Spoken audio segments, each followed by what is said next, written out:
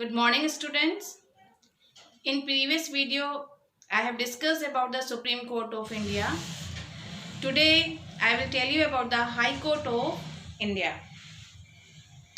The Constitution provides for one High Court for every state of India, but Parliament has been given the power to put more than one state under a High Court, depending on the area, or we can say depending on the size and population which the court must serve.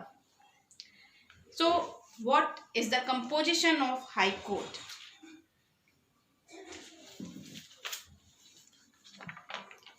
The High Court consists of a Chief Justice and some other judges.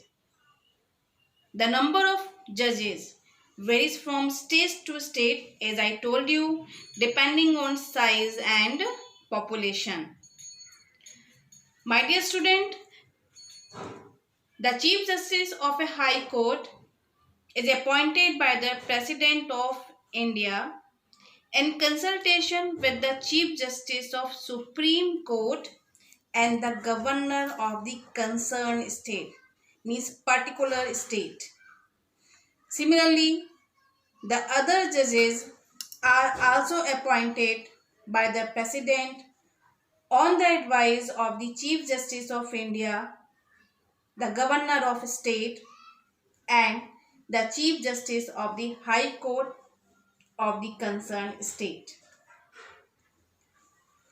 What are the qualifications to become the judge of High Court?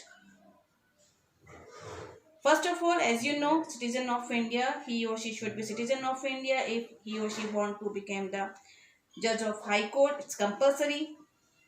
And an advocate in one or more high courts for at least 10 years, or holder of a judicial office in subordinate courts for a period of 10 years is eligible for appointment as judge in a high court.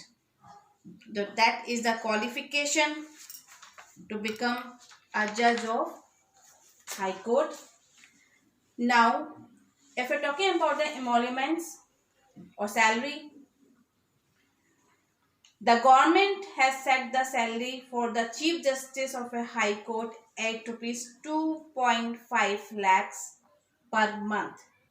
That the salary of Chief Justice of High Court, 2.5 lakhs per month. And if we're talking about the other judges of High Court, at rupees 2.25 lakh per month.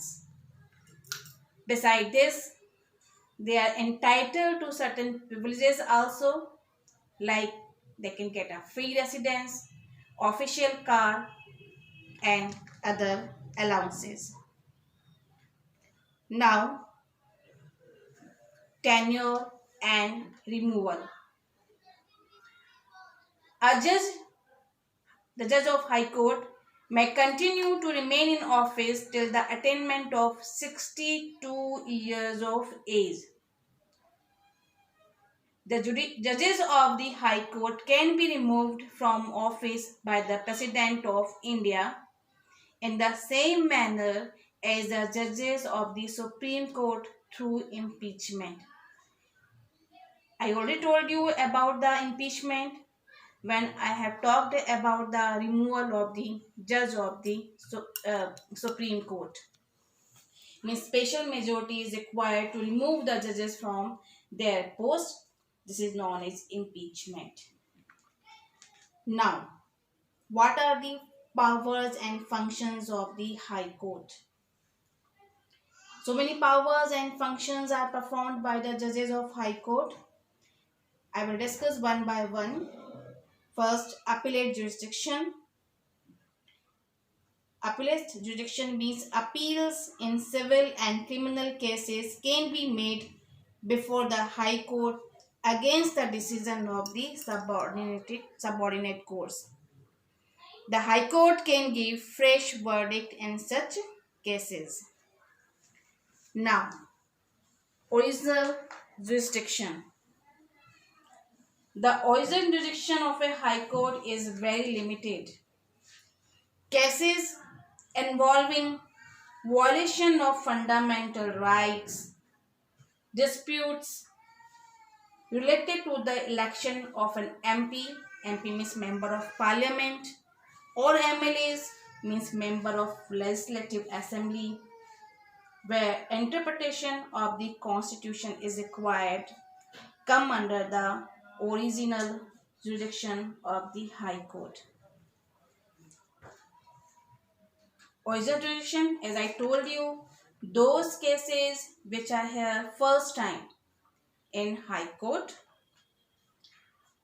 Now, judicial review. The cases pertaining to marriage, divorce, laws, will of the deceased persons, etc., are also taken up by the High Court.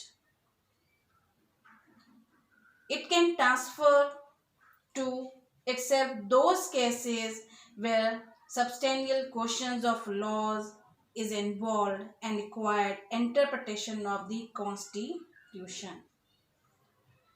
Now, if we're talking about the supervisory jurisdiction, exercising its supervisory jurisdiction, all the subordinate courts in the state concerned function under the control and guidance of the High Court of the state. Means High Court can supervise all the functions of subordinate courts. Now, Court of Record, another functions of High Court, like the Supreme Court of India, a High Court is also a court of record. It has the power to punish for contempt of itself. All decisions of the High Court are binding on lower courts who are bound to follow them. They are cited as precedents. So these are the powers and functions of the High Court, and in next video we will discuss about the subordinate courts. Thank you and have a nice day.